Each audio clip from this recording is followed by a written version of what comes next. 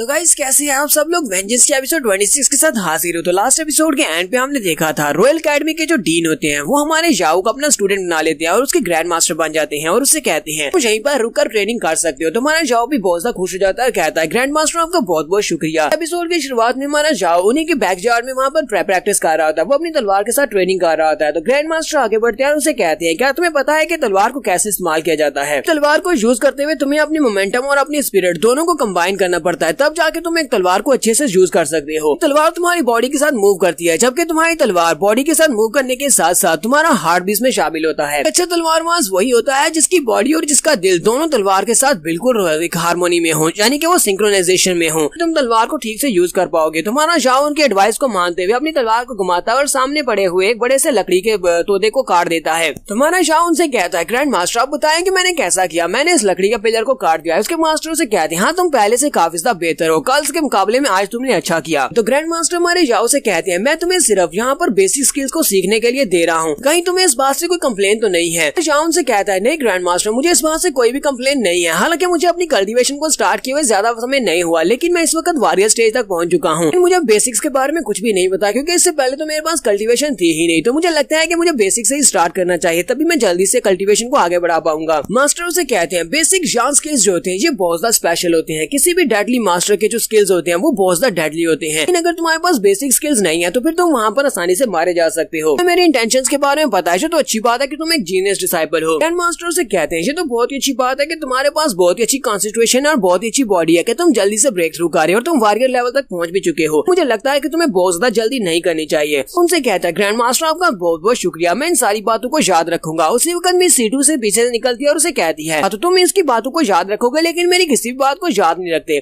जाओ कहता है ओ माय गॉड तुम यहाँ पर कब आए, तुमने तो मुझे बहुत ज्यादा डरा दिया। जाओ से कहता है अब मिस तुम्हें मुझसे क्या चाहिए, तुम यहाँ पर क्या करने के लिए आए हो। तो मिस सीटू से कहती है मैं तुम्हें याद दिलाने के लिए आए हूँ, तुमने मेरी छोटी बहन सीटू लियान के साथ जो कुछ भी किया था वो बिल्कुल भी ठीक नहीं था और मुझे लगता है कि तुम्हें इस मसले को सुलझाने के लिए जाकर उससे माफी मांगना होगी। किसी वक्त जाकर उसे माफी मांग लेना। जाओ से कहता है कोई बात नहीं मिस, वो मेरी जूनियर सिस्टर, मैं जाकर उसे माफी मांग लूंगा। मिस सीटू से कहती है ये तो बहुत अच्छी बात है कि तुम उसके बारे में इस तरह सोचते हो। मेरी बहन हमेशा से बहुत ज्यादा अड़ियल थी, वो बहुत ज्यादा गुस्से वाली और मूडी है, तुम्हें जाकर उसे माफी मांगना पड़ेगी। बहुत अच्छी बात है कि तुम दोनों में से एक स्टेप बैक करने को तैयार है। फिर साथ ही वो उसे कहती है हमारा कोर्टयार्ड जो कि टूट गया था लाइटनिंग के गिरने की वजह से उसको नया बना दिया गया है, जाकर तुम अपने नया घर देख सकते हो। हमारा जाओ कहता है हाँ मैं अभी जाता हूँ। जाओ अपने ग्रैंड मास्टर से कहता है ग्रैंड मास्टर क्या मैं जा सकता हूँ। ग्रैंड मास्टर से कहते हैं हाँ तुम जा सकते हो, काफी दिनों से यहाँ पर और तुम रॉयल एकेडमी में भी नहीं गए, मुझे लगता है कि अब तुम्हें वहाँ पर वापस जाना चाहिए और जाकर अपनी एकेडमी की क्लासेस को लेना चाहिए। उनसे कहता है ग्रैंड मास्टर आपका बहुत बहुत शुक्रिया, ठीक है मैं यहाँ से जा रहा हूँ। और वो वहाँ से वापस की तरफ मुड़ जाता है। हमारा जाओ अपने नए घर में आता है, उसका जो घर टूट गया था वो उसको लिए नया बना दिया गया। वो वहाँ पर आता है और मंकी भी उसके साथ ही होता है। वो देने से देखकर बहुत ज्यादा खुश होते हैं। वो अपने घर को देख रहा होता है जबकि वहीं पर एक पेड़ के ऊपर सेब भी लगी होती है। तो मंकी उसे देखकर लाट टपका रहा होता है। हमारा जाओ उसे कहता है मंकी आज से ये हमारा नया घर है तो तुम्हें इसको बहुत ही अच्छे से प्रोटेक्ट करना होगा। हमारा जाओ अंदर आता है और अंदर आकर पूरे घर की सेटिंग्स करता है, पूरे घर में नया सामान लाकर रखता है और जो भी सामान उसने पहले फैला कर रखा हुआ था वो सारे का सारा अनबाउंड करता है। जाओ कहता है अब जबकि मैंने अपने घर को साफ कर दिया है तो फाइनली ये सारा काम खत्म हो गया है, तो चलो चल के सीटू लियान से मिलते हैं और उससे माफी मांगते हैं। एक सीन सीटू फैमिली के बाहर का दिखाया जाता है। वो सीटू लियान के घर के बाहर जाकर बैठ जाता है और उसका इंतजार कर रहा होता है। हमारा जाओ कहता है पता नहीं मैं उससे कैसे माफी मांगूंगा, क्या वो मेरी माफी को एक्सेप्ट भी करेगी या नहीं। ये यहीं पर बैठा होता है कि उसी वक्त सामने से यंग मास्टर चियो और उसके साथ सीटू लियान वो दोनों गप्पे लगाते हुए वहाँ पर आ रही होती है। जैसे वो लोग वहाँ पर पहुंचते हैं सीटू लियान हमारे जाओ को देखती है, वो वहीं पर रुक जाती है। हमारा जाओ उसे देखकर हंसना शुरू कर देता है, देखकर उसे बहुत ज्यादा गुस्सा आ जाता है और वो अपनी तलवार निकालती है और कहती है कमीने कहीं कि तुम्हारी हिम्मत कहती है मेरे घर के बाहर आने की, अब मैं तुम्हें मार डालूंगी। अपनी तलवार के साथ उसके ऊपर अटैक करती है। जाओ उसके अटैक को अवॉइड करते हुए कहता है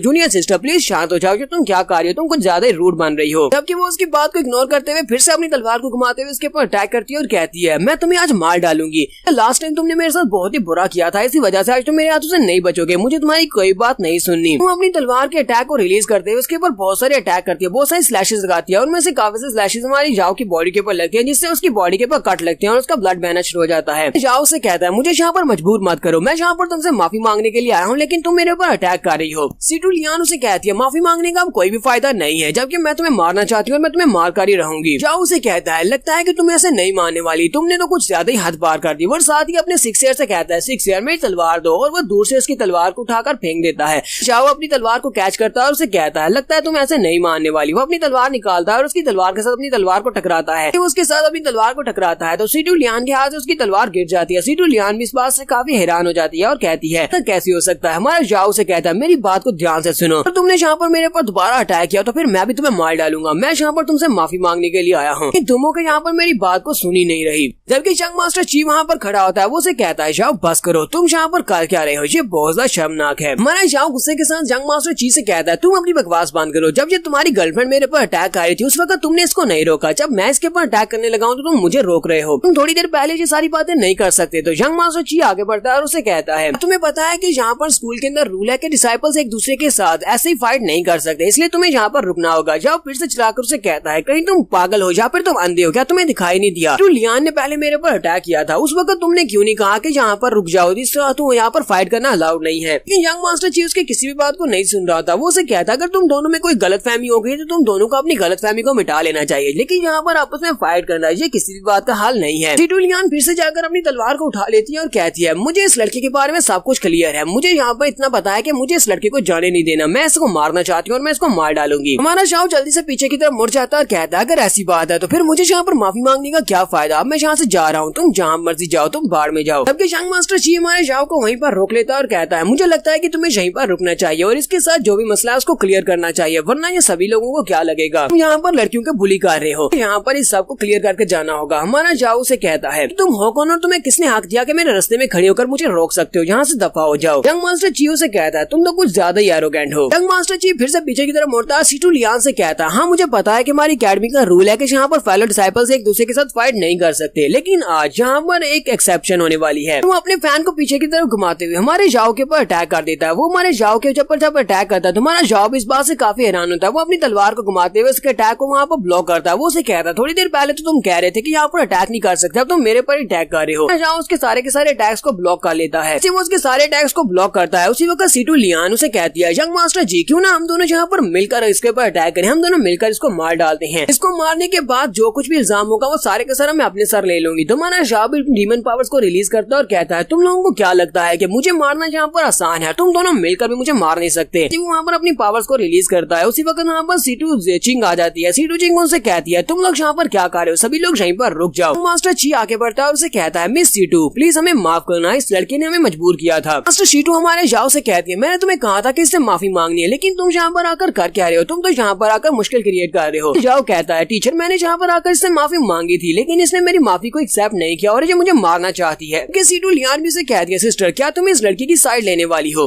तो सीटू चिंग उसकी बात सुनने के बाद वहाँ पर उसे एक अजीब सा रिएक्शन देती है। फिर साथ ही उसे कहती है मैंने इसको वहाँ पर बुलाया था, अपने घर में इसको मैंने बुलाया था, लेकिन तुमने इसके ऊपर अटैक किया, तुम्हें गलतफहमी हुई थी, तो इसका मतलब यह है कि तुम्हें इससे माफी मांगनी चाहिए, लेकिन फिर भी मैंने इस लड़के को तुमसे माफी मांगने के लिए भेजा था। इसलिए यहाँ पर मैं तुमसे रिक्वेस्ट कर रही हूँ प्लीज इसको माफ कर दो, इस मसले को यहीं पर निपटा दो, वरना तुम्हारी वजह से हमारे ग्रैंडपा की भी इंसल्ट हो रही है। ये बात सुनते ही सीटू लियान वहीं पर जोर जोर से हंसना शुरू कर देती है। वो बहुत ही जोर जोर से हंस रही होती है। फिर साथ ही वो उसे कहती है तुम वाकई में मेरी बहन हो, लगता नहीं है कि तुम मेरी बहन हो, तुम यहाँ पर किसी दूसरे की साइड ले रही हो, जबकि अपनी बहन की साइड लेने की बजाय तुम बाहर वालों की साइड ले रही हो। फिर साथ ही उसे कह दिया नहीं ये बाहर वाला तो नहीं है, ये तुम्हारा डिसाइपल है, लगता है कि तुम अपने डिसाइपल की साइड ले रही हो, अपनी बहन की बजाय तुम्हें अपने डिसाइपल के ऊपर ज्यादा यकीन है। यानी इस लड़की का मसला क्या है, मुझे तो ये साइको लगती है, ये यहाँ पर अजीब सी बातें कर रही है। सीटू लियान अपनी बहन से कहती है चलो अपने डिसाइपल को लो और यहाँ से दफा हो जाओ, दोबारा कभी मेरे घर में अपनी शक्ल मत दिखाना, मैं तुम्हें देखना नहीं चाहती। बहन उसे कहती है लियान शांत हो जाओ, तुम यहाँ पर क्या कर रही हो और मुझे ये बताओ कि ये लड़का तुम्हारे लिए ऐसा क्या करे जिसकी वजह से तुम इसको माफ कर दो। लियान उसे कहती है सिर्फ और सिर्फ एक ही रास्ता है, या तो इस लड़के को मार डालो या फिर इस लड़के को स्कूल से बाहर निकाल दो, के बाद मैं इसको माफ कर दूंगी। हमारा जाओ भी अपनी मिस से कहता है मिस सीटू आपने खुद ही देख लिया, ये लड़की या तो मुझे मारना चाहती है या स्कूल से निकालना चाहती है, मुझे नहीं लगता कि इस लड़के के साथ मेरी कोई सेटलमेंट हो सकती है, तो चलो यहाँ से वापस चलते हैं। मास्टर जी भी उसे कहता है तुम्हें यहाँ पर एक मर्द बनना होगा, इसकी रिस्पॉन्सिबिलिटी उठानी होगी, तुमने इस लड़की के साथ जो कुछ भी किया है तुम्हें उसके सब का खमियाजा भुगतना होगा, तुम्हें इससे माफी मांगनी है। और फिर साथ ही वो उसे धमकी देते हुए कहता है अगर तुम यहाँ पर ये सब कुछ नहीं करते तो फिर मुझे यहाँ पर अपनी सीनियर के लिए सब कुछ करना होगा, फिर चाहे मुझे अकेडमी से बाहर क्यों ना निकाल दिया जाए। जाओ उसे कहता है हाँ क्यों नहीं, तुम ट्राई करके देख सकते हो। साथ ही वो बाय बोलकर वहाँ से चला जाता है। लियान भी अपनी बहन से कहती है अब तुम्हें भी यहाँ से जाना चाहिए, मैं तब तक तुम्हारी किसी भी बात को नहीं सुनने वाली जब तक ये लड़का जिंदा है, या फिर ये स्कूल में है, या तो इसे स्कूल से निकाल दो या फिर इस लड़के को मार डालो, उसके बाद मैं तुम्हारी बात सुनूंगी। फिर साथ ही वो फिर से वहाँ पर मगरमच्छ के आंसू बहाना शुरू कर देती है और कहती है जैसी लड़की को मेरी बहन होने का कोई भी हक नहीं है, तुम मेरी बहन नहीं हो। तो